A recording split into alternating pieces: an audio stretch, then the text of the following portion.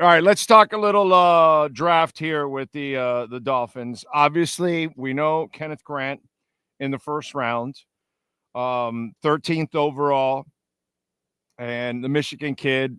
Look, we talked about it in the first show 2 days ago, and we talked about it throughout the offseason. We need to start being the fat boys and not be the disorderlies, right?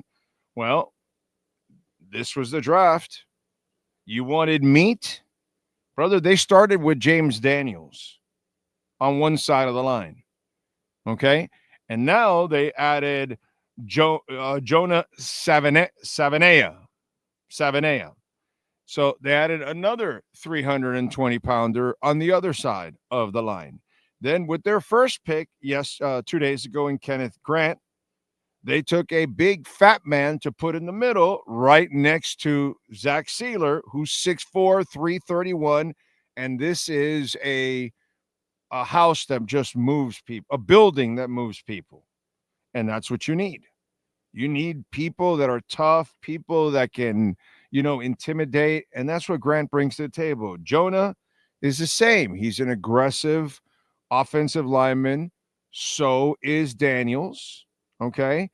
And Savanaya is an athletic guy that can get to the second level, which is something that you need in this offense to really make the line dynamic, obviously. So Mike can make whatever calls he can make. Not that I defend that dude at all. And then obviously came the whole controversy. You're in the fourth round, you trade down. We'll get to all that. We'll get to the trade. We'll get to the everything else. But then they pick Jordan Phillips. Okay. And Eric Galco was on with us. And let's see. Here we go.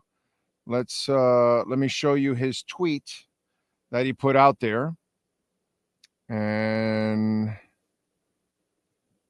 think this is the one. Am I correct? Yes. Here I am. Here I am to save the day.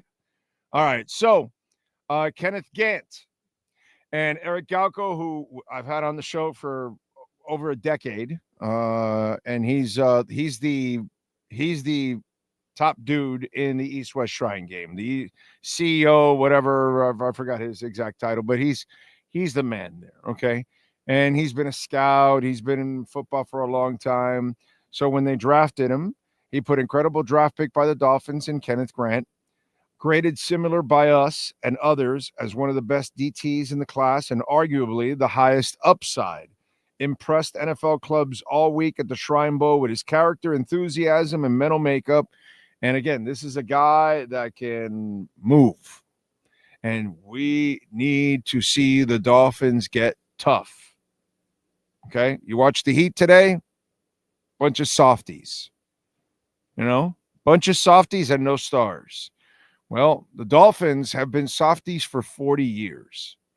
And this is a wave, a change that they went on in this draft to try to add some muscle and some bulk to this team on both sides of the line.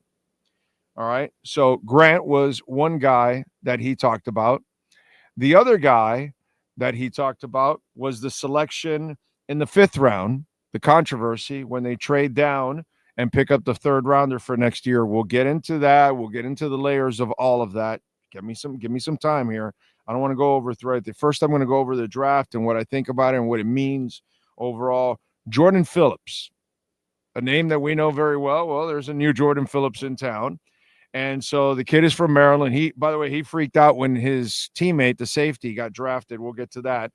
But Jordan Phillips, 6'2", 312. Again, another guy that brings a lot of athleticism. And Galco, here's Galco's breakdown of Jordan Phillips. I'll show it to you here. He says, in Jordan Phillips, Dolphins just landed an ascending, powerful, high-character DT. Phillips hasn't turned 21 years old yet, and he was a 2-year starter and a leader for Maryland.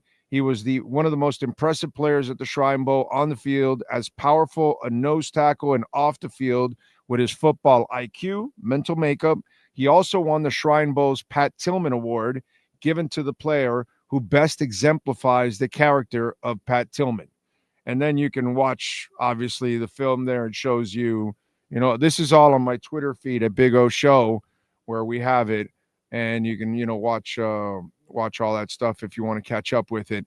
But again, you want some beef, okay? And they needed to add all of this. This was important, and it's not abnormal to find defensive tackles late in the draft. It's very normal to find defensive tackles all throughout the draft. That can be was this guy oh man, the guy that got from LSU that went over to New England. You remember him? He was a late round pick. You know what I'm saying?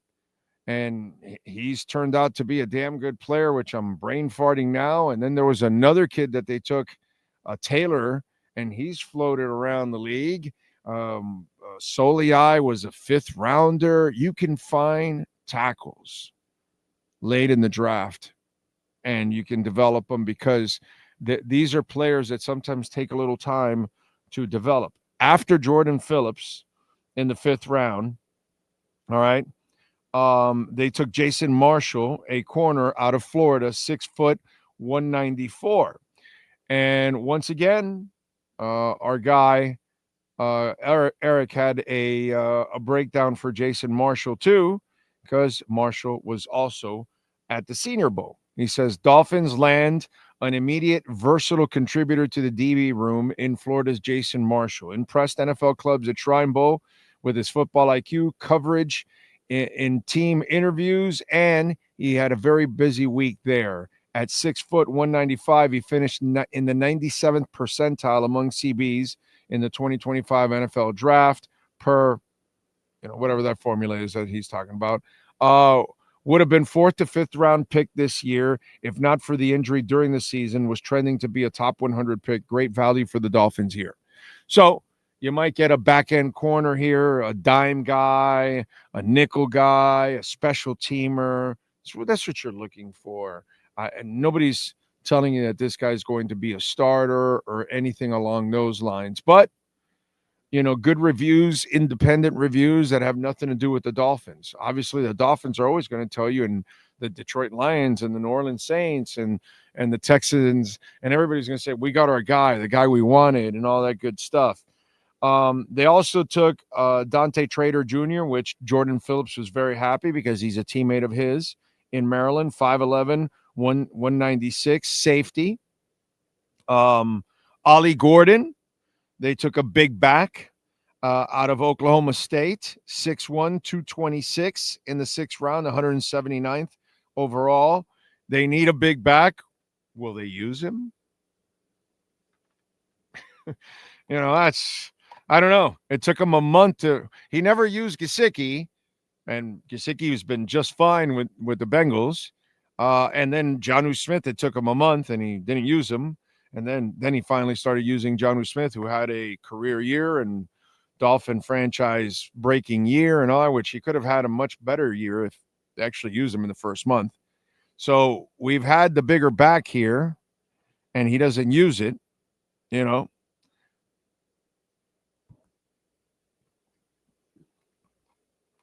Let's hope that you draft him and you actually use him. So he looks very intriguing. That's all I can tell you, but he's 6'1", 226, and they need that in this running back room. They needed a bigger back, okay? Then in the 7th round, they took Quinn Ewers, the Texas quarterback, which he's a camp arm, dude. It's a 3rd quarterback, but I got to tell you, he's a 3rd quarterback that can compete with the guy you have in Zach Wilson. Do I believe in Quinn Ewers as a starter? No. But he can compete as a backup, and because you have Zach, I have other opinions about what happened and what developed there. By the way, we'll get to that. But I'm not big on this draft pick. I don't like Quinn Ewers overall.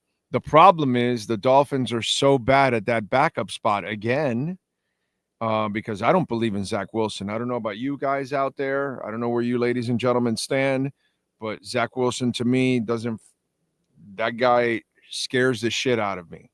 And with the coach that doesn't know how to prepare quarterbacks, that makes it even worse. You know what I'm saying? Like what Tua has to overcome to play with McDaniel is a miracle. And all these other mediocre quarterbacks, they have no shot with a guy like McDaniel. So that's a problem. So I don't know what Quinn Ewers is going to pick up from this guy.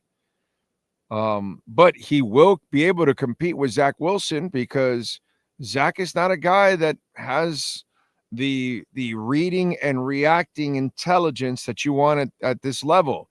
Now, Quinn Ewers, it's not like I'm saying, oh my God, this guy's the second coming. The problem is that Zach is so bad. It's all really talent with him. You're hoping you can mold the talent. That's what it is. It's all ability. There's nothing there proven. Whereas Quinn Ewers has some moments in college that Zach Wilson does not have, so I'm just saying, as bad your backup situation's so bad that this guy can actually give him competition. Am I satisfied with either guy? No, I'm not. Okay. And especially with what was available, I would have gone the other way, but we'll get to that conversation in a minute. And then Zeke Biggers. You wanted to get bigger on the defensive line? That's exactly what they've done. They added a 6'4", 330-pound guy in the first round. They added a 6'2", 312-pound man in the fifth round. And then in the seventh round, they added a 6'6", 320-pound human being. So I don't know if it's going to work out, although I do like the first two guys. The other guy, I don't know, but Zeke made everything a lot bigger. So personally, considering you didn't have a ton of picks, especially the early ones, I like a lot. The first two, I like a lot. You desperately needed it. Remember what I've told you, my theme all throughout the last month. This draft isn't saving your ass at all. You're not going to be a good team this year. You're not going to be a playoff team. So this is about the future.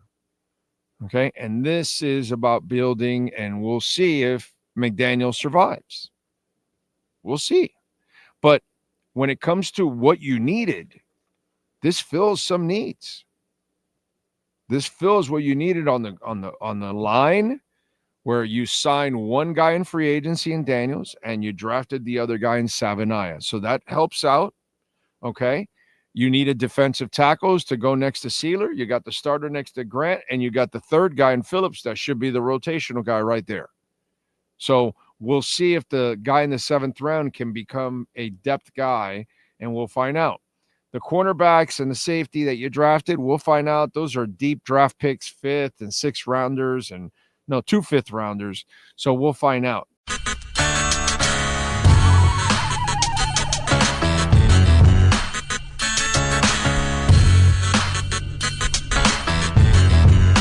This is the Big O Show. This is the Big O Show.